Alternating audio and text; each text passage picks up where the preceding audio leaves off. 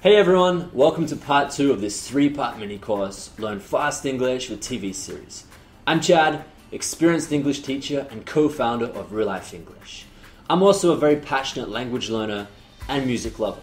Today, we've got one of our favorite and most impactful lessons that will help you finally start to understand native speakers at normal speed without subtitles. But first, let's review. In video 1, Ethan taught you expert strategies of the most successful language learners, which include building enjoyable habits, experimenting with your learning, and making it a permanent part of your life. If you haven't watched it yet, I highly recommend you click on the video 1 tab above.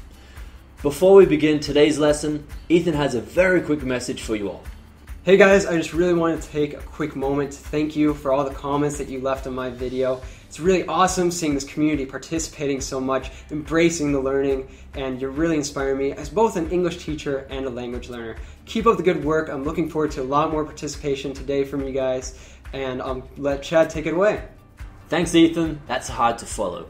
But just to prepare you for today's lesson, I'd like to invite you to imagine what it's going to be like when you're finally able to understand native speakers. Imagine relaxing and enjoying your favorite TV series, understanding the jokes, the wordplay, and even the cultural aspects. Imagine traveling and making friends with natives, participating in group conversations, and hanging out without losing the meaning. Imagine talking on the phone or Skype in English, understanding perfectly and connecting with people from all around the world without even leaving your country. In today's lesson, we're going to take an important step towards making this a permanent reality. Today, I'm really excited to teach you one of the most important fluency secrets that we've discovered through our combined 17 years of teaching, coaching, language learning, and working with this exact same problem on a much larger scale with the real-life global community, which is composed of tens of thousands of English learners and teachers just like you. Apart from our direct experience working with learners one-on-one and in small groups, we've received tens and thousands of emails telling us how listening comprehension can be a huge, frustrating block on your journey to true lifelong fluency. Natives often speak really fast. We cut and connect our words, we break grammar rules all the time, we use confusing slang, informal vocabulary and idioms, and we don't speak anything like you learned in school. And all this can leave you feeling lost and confused. It's okay, it's not your fault. If you were like most people who were taught English through traditional methods, you just haven't had the opportunity to experience the language in many authentic, meaningful situations. One big reason is that these methods usually have an exaggerated focus on reading and writing, and students have few opportunities to speak and listen to the language as it's spoken in real life. And the audio that you are exposed to in the classroom is usually inauthentic, not how we really speak, and it does not teach the useful colloquial vocabulary or pronunciation that you will hear a native speaker use. How do we know this so well?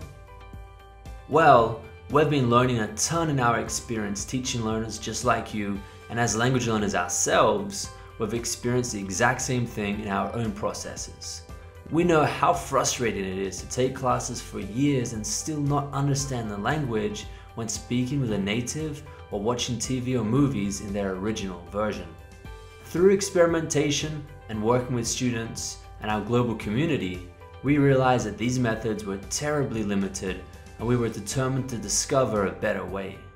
We can promise you, the solution is not to just study more.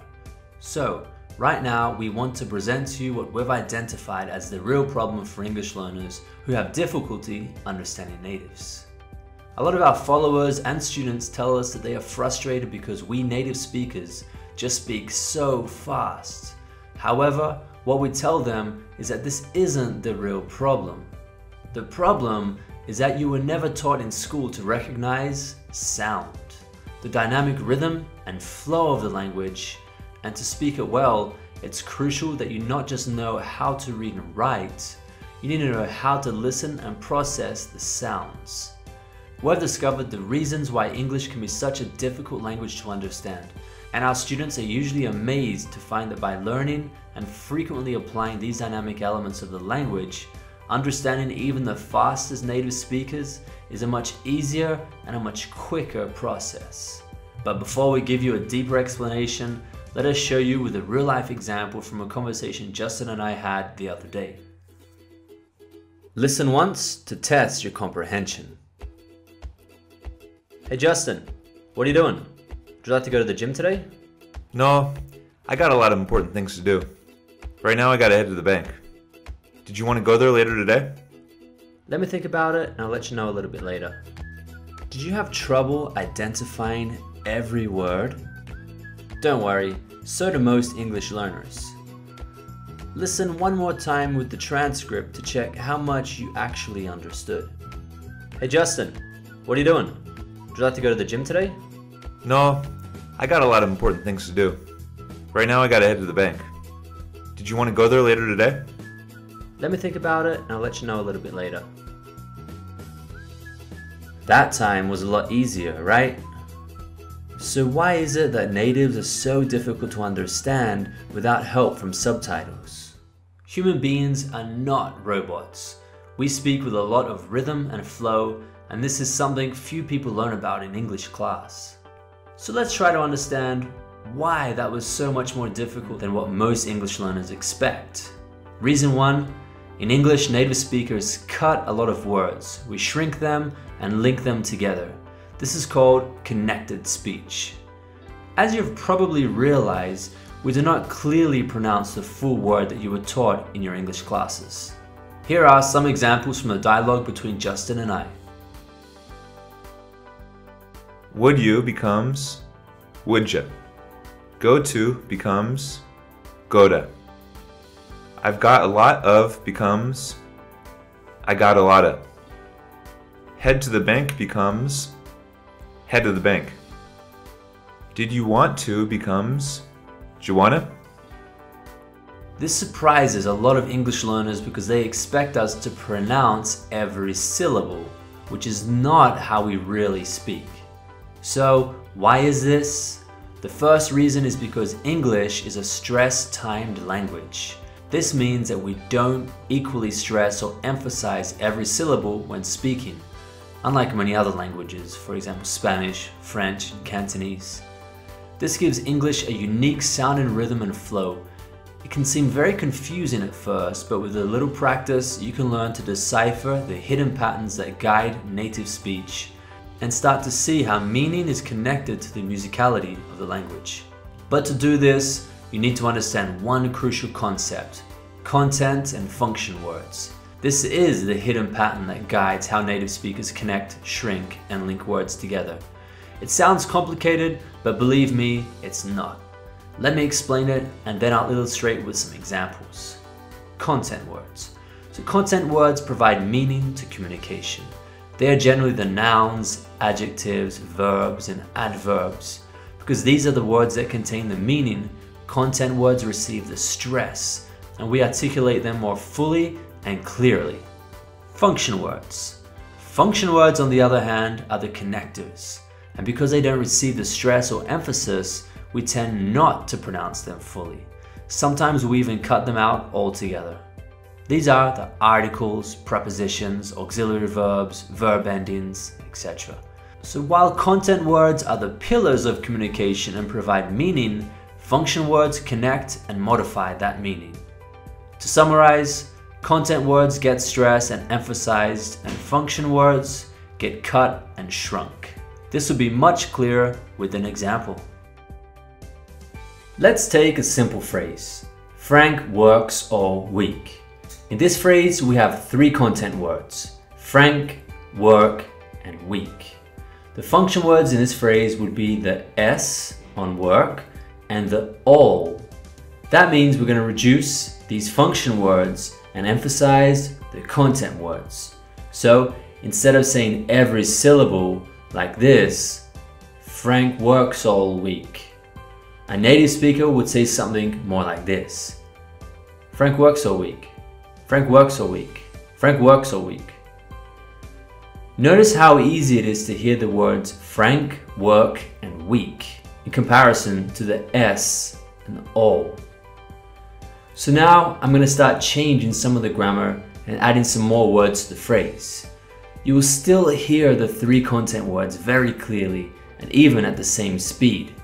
But notice how all the function words get reduced and even attach themselves to the content words. Frank is at work all week becomes Frank's at work all week. Frank's at work all week. Frank is working all week becomes Frank is working all week. Frank is working all week. Frank has been working all week becomes Frank has been working all week. Frank has been working all week. And lastly, Frank could have been working all week becomes Frank could have been working all week. Frank could have been working all week. So now that you know about content and function words, it's time to start tuning in your ears and listening out for these patterns that are going to totally change the way you comprehend and ultimately reproduce sounds in English. Okay guys, if there's one big lesson you take away today, remember, before anything else, languages sound first. Grammar on the other hand, which most of us focus way too much on and for way too long, it only explains the sound.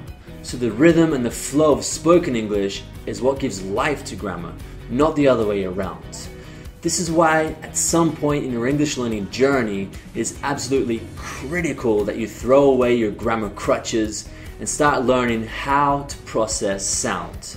I'm very excited to announce that in just a few days, we'll be sending you the 3rd power-packed video lesson that's going to take what you've learned in these first 2 lessons about successful language learning and understanding natives without subtitles, and show you how you can apply these lessons directly to your favorite TV series and gain true English fluency.